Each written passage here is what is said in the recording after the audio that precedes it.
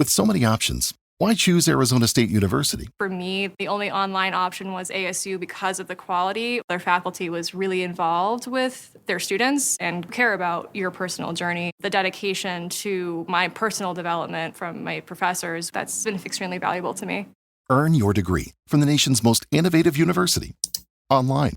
That's a degree better. Explore more than 350 plus undergraduate, graduate, and certificate programs at asuonline.asu.edu.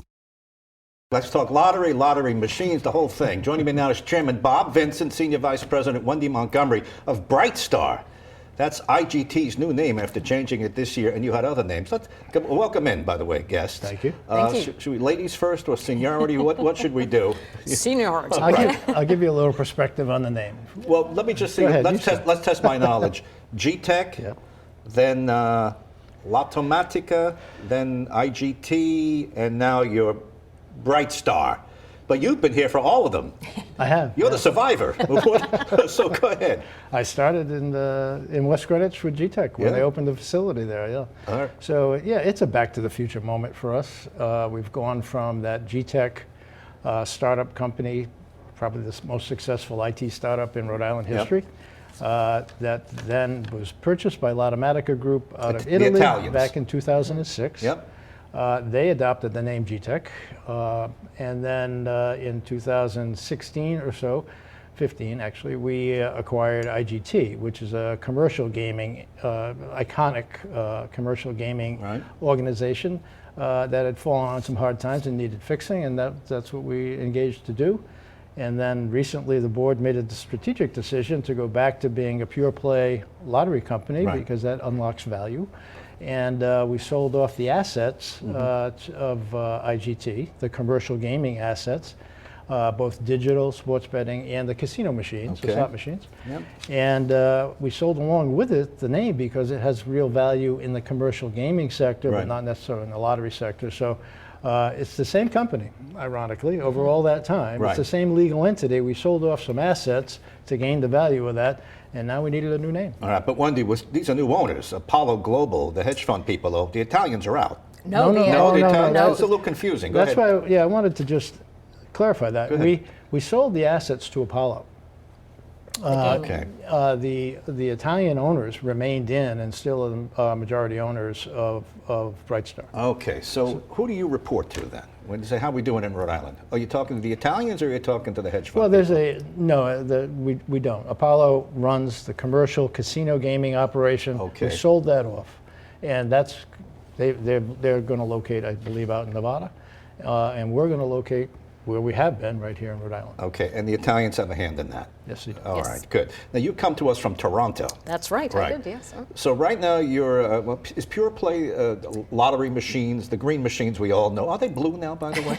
Depends on the state. Yes, it changes by state, yeah. What are we in Rhode Island? I think, are they blue or green now in Rhode Island? I think they're blue. They're blue, yeah. And by the way, I got a little complaint about the ticket reader. Oh, you do? I don't know if you've heard that before, but I'll give that to you a little later. So you're Pure Play lottery machine maker.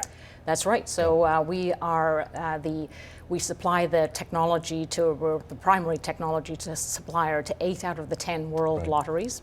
And our head office is here in Rhode Island. We supply technology to over 90 customers throughout the world in 6 continents. And 26 out of the 46 lotteries here in the U.S. run on our technology. Right. And my complaint is the new ticket checker. I'm sure this is not the first you're hearing of this. Why are they so slow? I stand there in the Shell station, click and click. We'll have to take that back. This is the first I'm hearing of it. All right. Well, Sorry, Gene. I'll go out and show you. All right, let's get to Was it a winner, though? Not yet.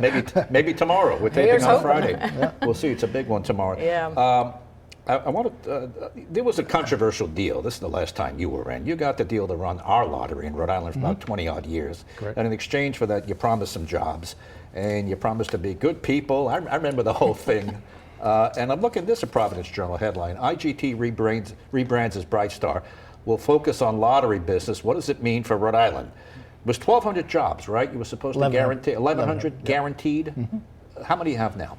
We're tracking towards the 1,100. We're in a transition period right now because I just said we've sold off the gaming assets and a number of people were affiliated with that and we have a number of people who do lottery, support lottery, that are in other jurisdictions around the United States, particularly in Nevada, some in Canada as well. So what we're doing is going through a process. We're evaluating every job that we have that's outside of Rhode Island to determine whether the rationale still exists for it to be outside of Rhode Island.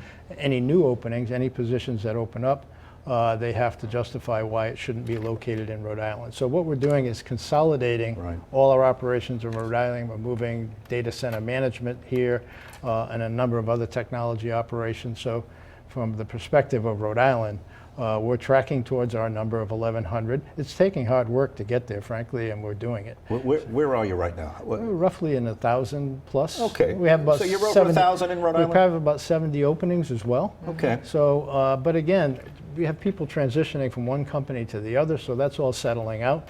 We're confident we're going to meet our commitments. We're going to meet our commitments, and we're confident we're going to get there in good order. Right. Well, since you made the deal, have things changed? You just told us how you split apart. You're a lottery machine maker, no, not necessarily a slot machine maker. Are these mitigating circumstances? They aren't mitigating to us, but from the point of view of the state of Rhode Island, when they entered into this contract, they knew changes would take place over time. Okay. But as we went through this process, we said, it's naturally a point where you reflect on where you are. Should we be in Rhode Island? Should we be somewhere? We can operate anywhere. We have great people in Rhode Island, so that it would be very disruptive to change that. But you can operate from anywhere. This contract really is one of the major reasons why we stay here and are consolidating our operations here rather than looking to go elsewhere. You've got the office tower downtown with the glass, and you've changed the sign, right? It's Brightstar now. Not yet. We haven't got that done yet, but it's on the list. The headline I picked up the wrong headline. It's IGT again fails to meet its promise of 1,100 Rhode Island-based jobs. Here's why. What might happen? Providence Journal. But you're saying you're 1,000 plus. We're now. Tracking towards it, yes, and it's going to take some effort. And we're confident we're going to get there with that. Right. We know that's our commitment. We pay a fine, we pay a penalty if you don't do it, so we have an economic incentive to get there, and that's what we're going through right now. How much does the lottery play impact what you do? For example, Powerball tickets were soft. Mega Millions, what is it, $3 a ticket now? $5, it went up to $5. With $5 a ticket, I play Powerball, not Mega. I thought it was a lot at $3. Yeah. Who's going to play $5 lottery? Well, there's the price structure for the new game includes a lot of multipliers, so there's a lot of mid-tier winnings, and so we're seeing a lot of that. It just doesn't get the same attention as the large jackpot numbers. Let's have a friend. It's $5 a ticket. I mean, I'll play tonight. I'm going to play because we got almost $2 billion 1.7 up for grabs. Yep. And that was a little soft too because people want big jackpots. I mean, speak to that. Do you talk to the states? You make the machines. Oh yes, absolutely. We are heavily invested in talking to our customers about the performance of the games. And especially with Powerball right now, this run-up that we're seeing, we're seeing the greatest sales that we're seeing since it was $2 billion a couple of years ago.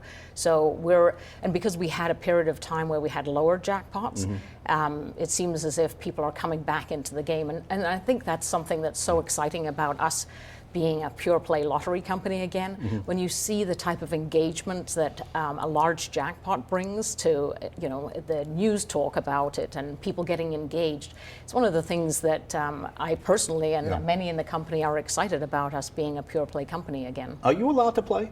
Yeah. Can you play the lottery? Not in states where we provide the lottery services. So you can't play Powerball. Have to drive to Vermont, I guess. But Powerball tonight, you can't play that? Alas, not. No. Can you play it if you drove to a state you don't have any action in, or just curious? Yeah, it varies by state, but I mean, if they're not a customer of ours, you could go buy the ticket there. It's a rule that goes back to the beginning of lotteries. I mean, technology being what it is, you can't influence that outcome anyway, but nonetheless. And it's the perception, if any of us to win a Powerball jackpot, we'd be knocking on your door. Right, exactly. You'd have us back. Are you? It sounds like you're more pleased to be in the lottery machine end of this than the slot machine end of this. But you were in both at one point. What happened to casinos and slot machines? When we acquired IGT back in 2015, it had come on hard times. It had been a leader in the industry, the number one provider for a long time. So it provided an opportunity for us to buy it and fix it. We did. It regained its leadership over the last few years, and that was the impetus for us to look at it and say, there's value here that we need to unlock.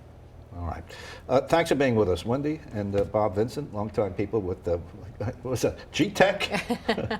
Then Lottomatica Group. then IGT, now Brightstar. Brightstar Lottery. All That's right. us. Thank you. Thanks to both of you.